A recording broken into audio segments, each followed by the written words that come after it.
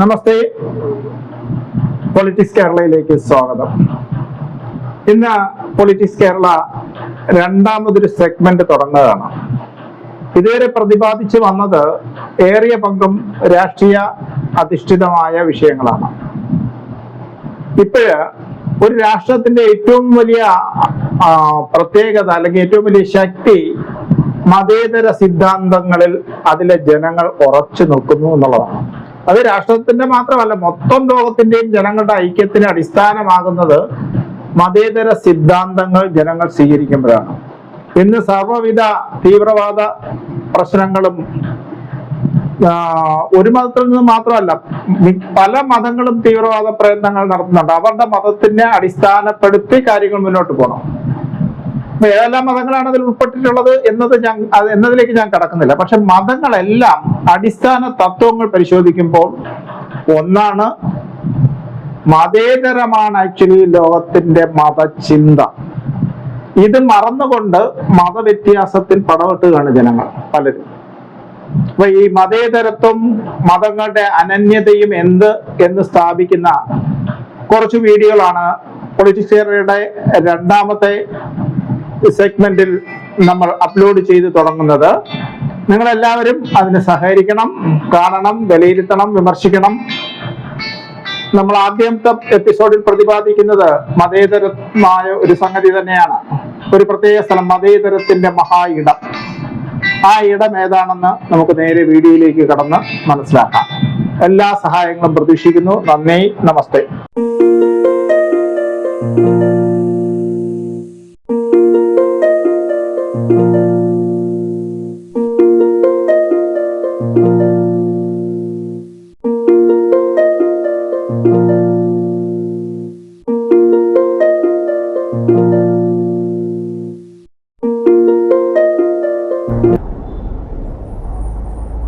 ശ്രീ മഹാഗണപതി ഭഗവാന്റെ പാർവതി നന്ദനായ പരമശിവ പുത്രനായ ജഗന്മോഹന ശ്രീകൃഷ്ണ മഹാഗണപതി ഭഗവാന്റെ സന്നിധിയിലാണ് നമ്മളിപ്പോൾ നിൽക്കുന്നത്. ഈ ക്ഷേത്രം ശക്തി ഗണപതി ക്ഷേത്രം എന്നാണ് നമുക്ക് മനസ്സിലാക്കാൻ സാധിക്കുന്നത്. ഈ ക്ഷേത്രം സ്ഥിതി ചെയ്യുന്നത് ശ്രീ പത്മനാഭന്റെ അനന്തപുരിയിൽ പാളയം എന്നറിയപ്പെടുന്ന സ്ഥലത്ത് കണ്ണിമേറ മാർക്കറ്റിന് എതിർവശത്തായിട്ടാണ്. ഈ പാളയം എന്ന സ്ഥലത്തിന് വളരെയധികം പ്രാധാന്യവും പ്രത്യേകതയുമുണ്ട്. അതെന്താണെന്ന് നമുക്ക് അടുത്ത രണ്ട് കാഴ്ചകൾ കൂടി കണ്ടിട്ട് വിശദീകരിക്കാം.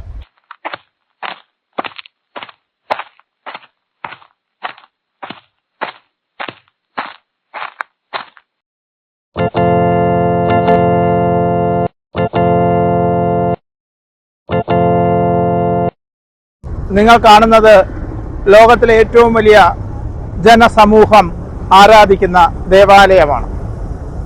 അതായത് മോസ്ക്, മുസ്ലിങ്ങളുടെ പള്ളി, അവര് ആരാധിക്കുന്ന ആരാധനാ കേന്ദ്രം. ഇനി നമുക്ക് ഒന്നുകൂടി കാണാനുണ്ട്.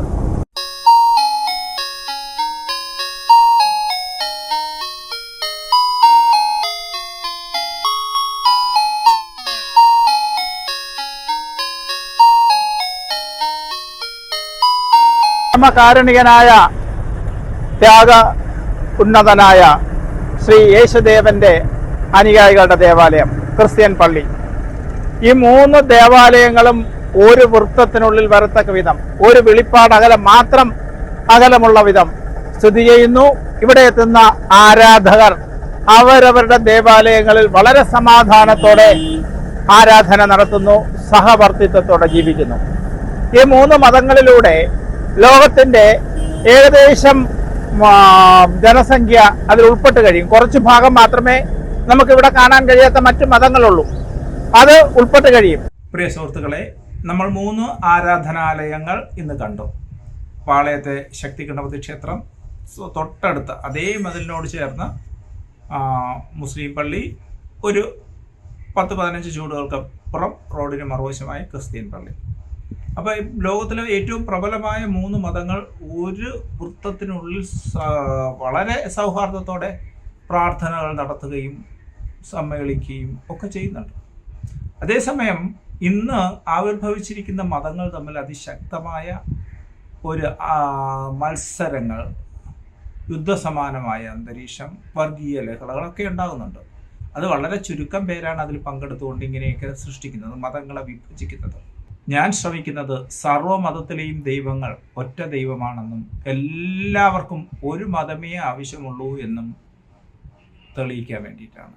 അവിടെ ജനങ്ങളെ അതിലോട്ട് എത്തിക്കാൻ വേണ്ടിയിട്ടാണ്. അങ്ങനെ സമാധാനപൂർണമായ ജീവിതം മതത്തിൻ്റെ പേരിൽ തല്ലിത്തേർക്കാതെ പുലർത്താനായും, ഒപ്പം നമ്മുടെ വിശ്വാസങ്ങളിൽ കളയേണ്ടത്, പ്രക്ഷിപ്തമാക്കേണ്ടവ കളഞ്ഞുകൊണ്ട് കഴിയുന്നത്ര വിശ്വാസങ്ങളുടെ, ദൈവങ്ങളുടെ ശാസ്ത്രീയ സത്യങ്ങൾക്കുള്ള അന്വേഷണം നടത്തിക്കൊണ്ടും മുന്നേറാനുമാണ്.